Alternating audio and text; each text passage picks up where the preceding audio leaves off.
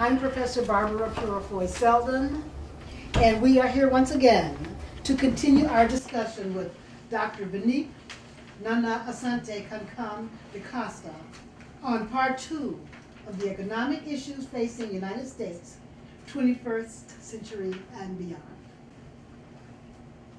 I'm William Nagy, Jr., and my question is, Dr. Nana, is this. You previously said that the American economic problem of high debt has been mainly caused by wars, recessions, and inflations.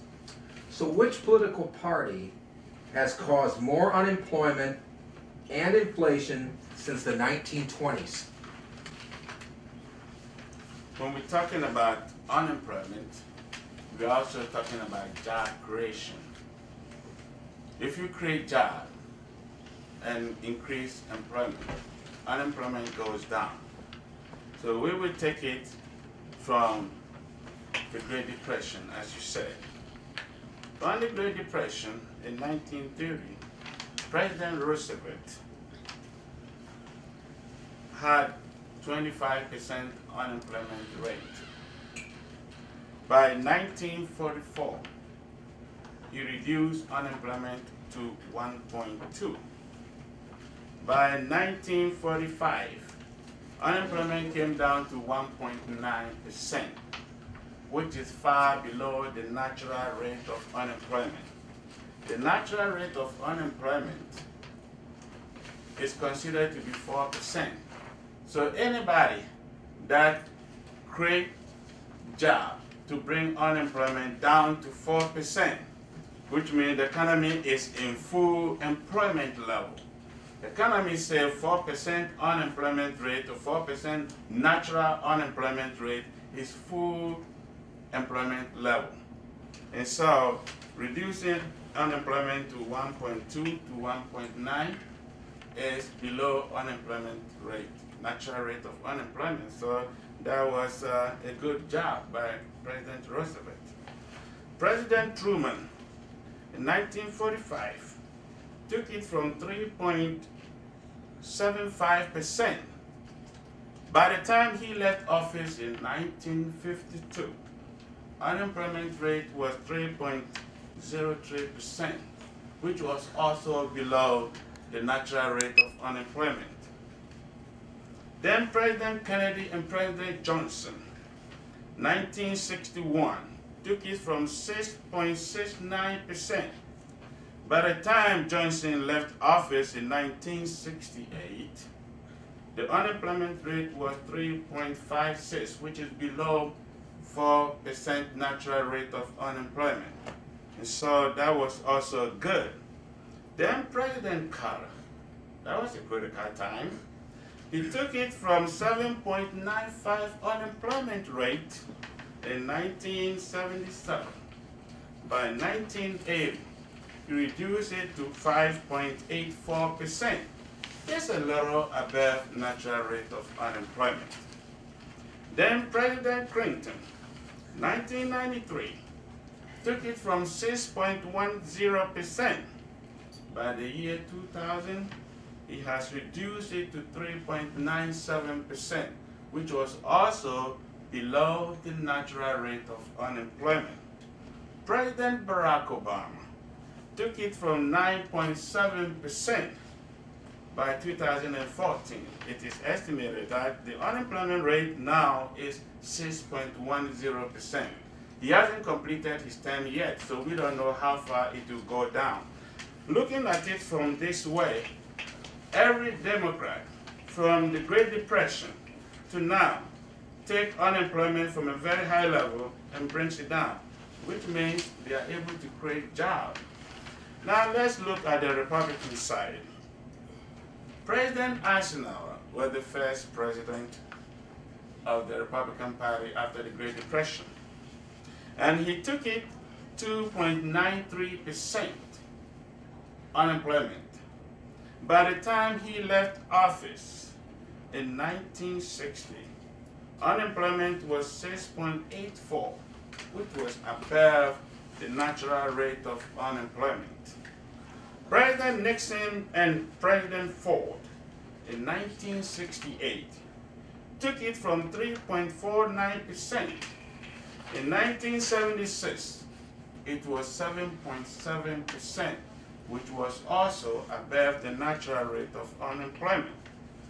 President Reagan, in 1981, took it from 7.62. In 1984, he increased it to 10.8%. Then after that, before he left office in 1988, he brought it down to 6.0%, which was also above the natural rate of unemployment. President H.W. Bush, that's the father Bush, he took it from 5.26%. By the time he left office in 1992, it was 7.49%, which was also above the natural rate of unemployment. President George W. Bush, which is the son Bush, he took it from 4.74%. By the time he left office in 2008, unemployment rate was 7%. So looking at it from numbers, this is not a political campaign for any political party, but we're looking at it from research base. So looking at it from a research base, all the Republican presidents after the Great Depression has a recession tag on them. Everybody create recession. Looking at the numbers, it is not too good. The tax cut is a good policy, but it's not yielding the results. So sometimes probably they have to check what is causing the problem. And on the Democrat side, we can say they create jobs. Because when you look at it, Reagan is the only one who brought unemployment down. But even though his numbers isn't too good compared to Carter in terms of unemployment. On the inflation side, that's where we will say Republicans have been doing a great job. Woodrow Wilson took inflation in 1915 at 1.48, but during the First World War, inflation went up. It went up all the way to 20.44%, which was very high. But after the war, inflation came down to 2.65, which was relatively stable. President Harding, President Coolidge, and President Hoover, they all maintained inflation at a negative number, which means inflation was so low in the 1920s. That was a great job.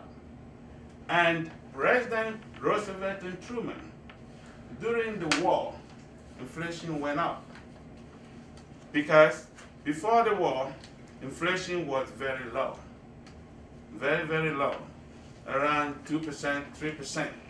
But during the wartime, inflation went up to as much as 10%, 10.27%, and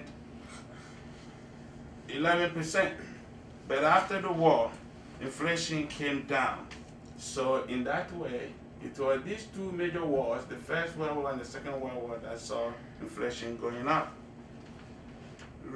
President Eisenhower, his time, we say inflation was relatively stable. He stabilized inflation. So there was no problem during his time.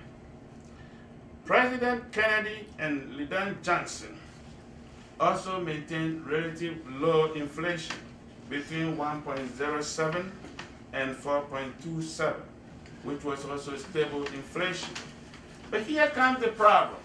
President Nixon's time, his reckless foreign policy in the Middle East made the oil cartel countries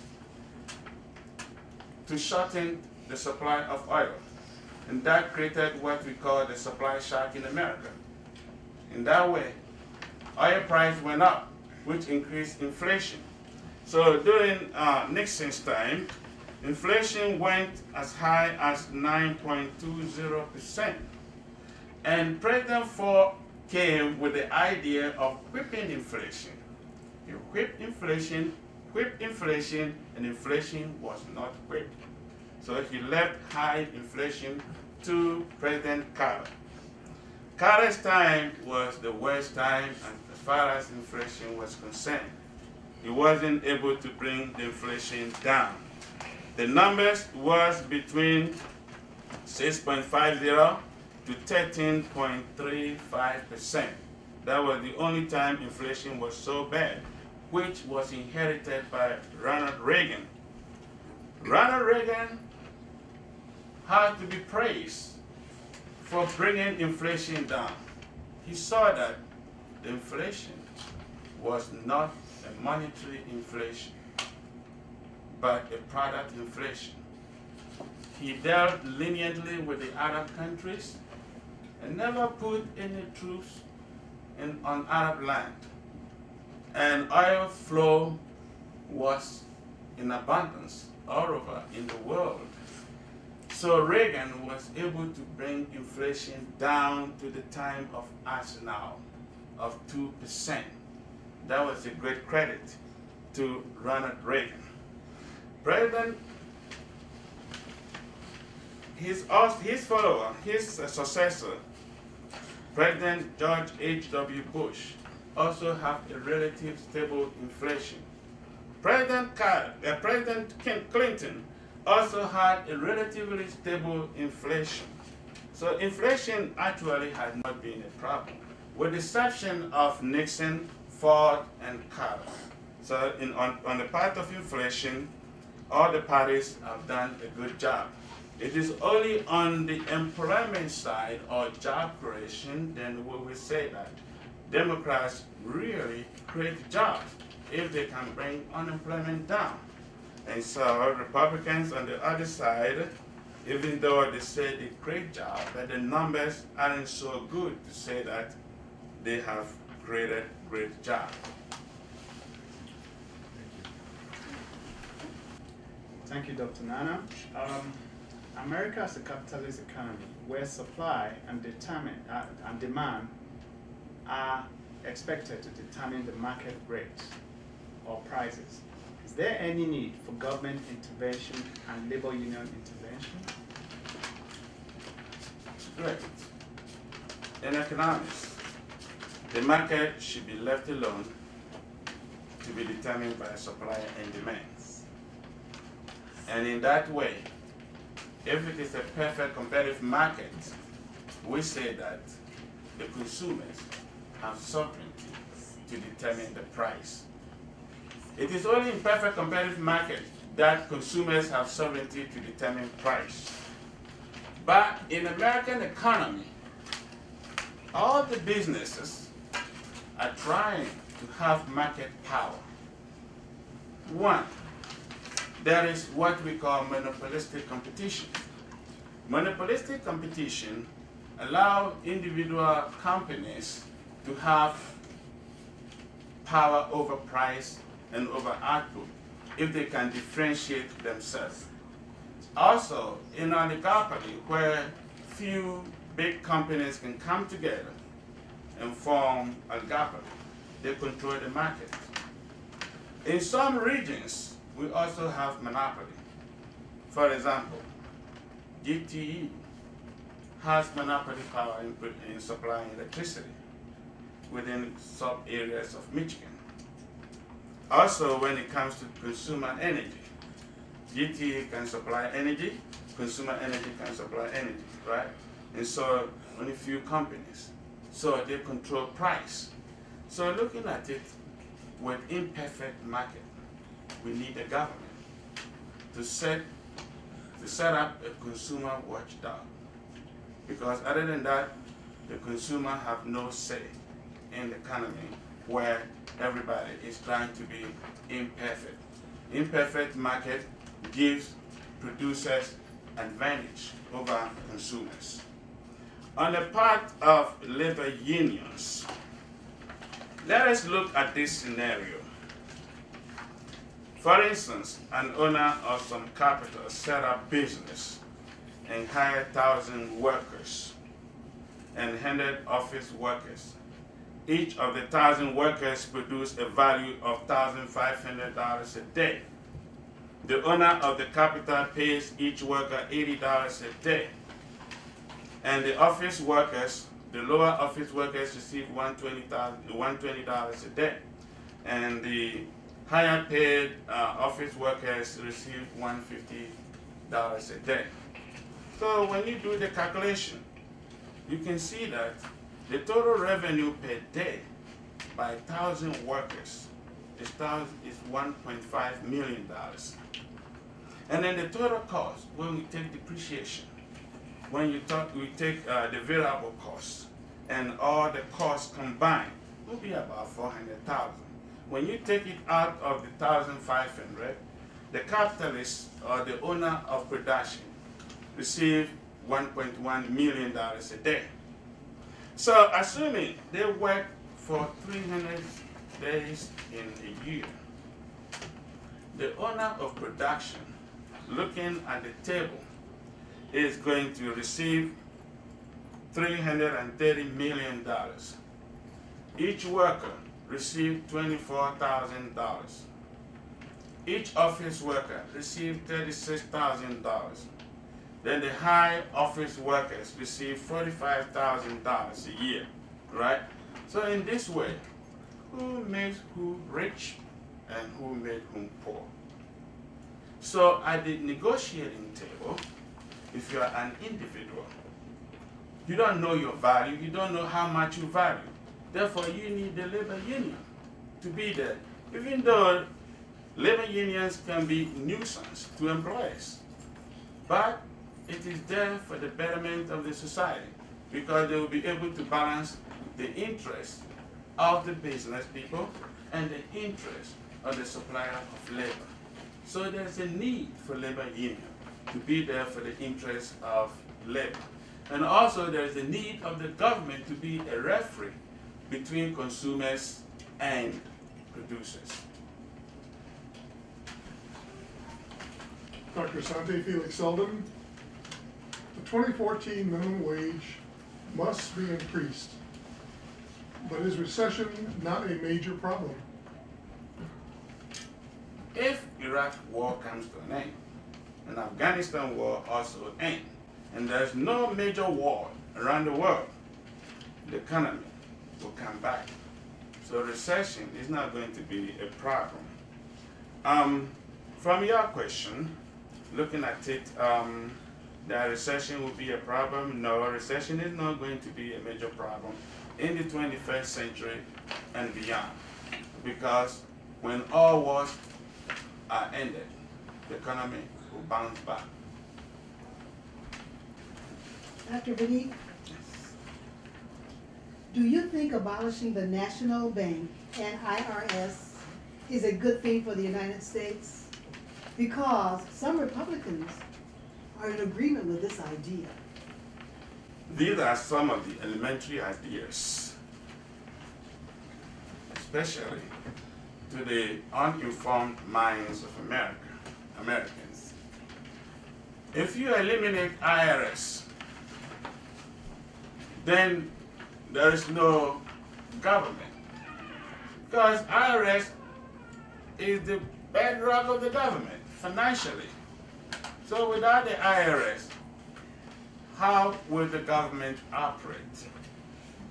Then also with the idea of federal bank. Without a national bank, you are taking us back to the time of Andrew Jackson, when the national bank was eliminated in the American system until 1913, when the Federal Reserve Bank was established. So the Federal Reserve Bank does a good job. Take for instance, with this present debt, if we allow interest rate to go up, the debt will increase so high. So the Federal Reserve Bank is accommodating the government fiscal policy by putting interest rate so low. So the federal bank plays a major role in the economy. So to eliminate federal bank is going to be a major problem. And we will go back to the time of Andrew Jackson.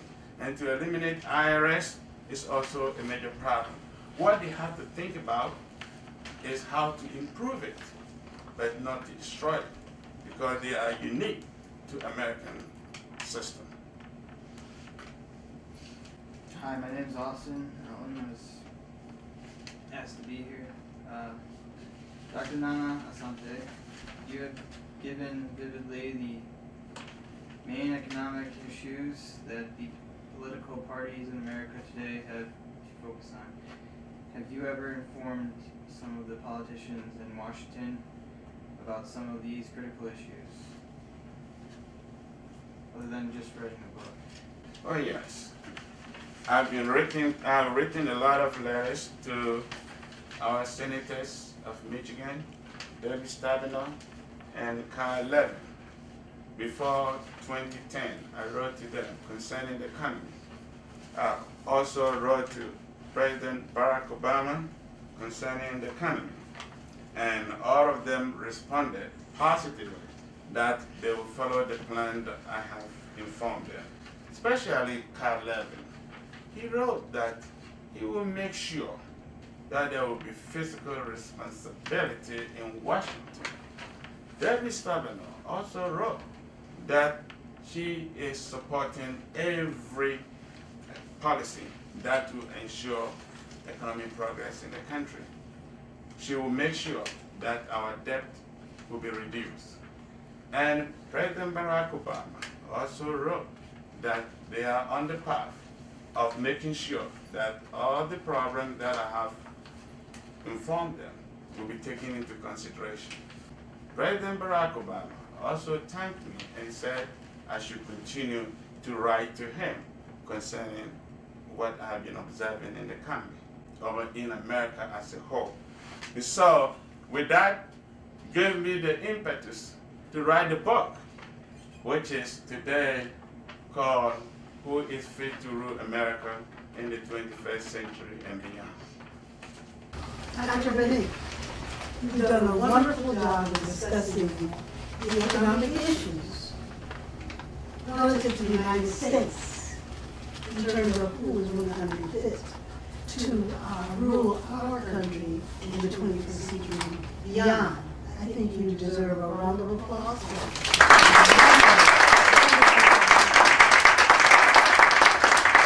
This can't be the end.